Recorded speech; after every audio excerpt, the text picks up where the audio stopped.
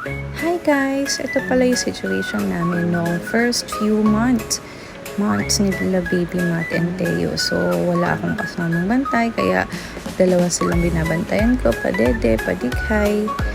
And kasi may work yung asawa ko during that time, kaya ito, ugoy-ugoy, kaya ayan, hanggang makatulog, mapaburp, lalo na kapag premature, kailangan 20 to 30 minutes silang ipapaburp. So, ayan, haggard, kung makikita nyo rin na yung leeg ko ay napakaitim, lalo na yung buntis ako. At dahil nga nag-hairful ako, nagtutubuan ang mga totsang ko sa buhok. Yan, so adjust ng aircon, bantay sa dalawang bata, palit diaper, punas.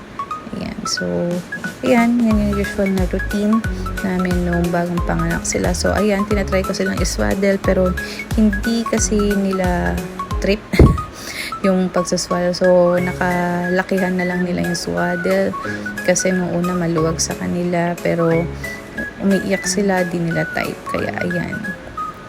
Ngayon, halos ilang araw lang namin siya nagamit, and mas gusto nila yung swaddle na tela kaysa yung swaddle na sinizipper.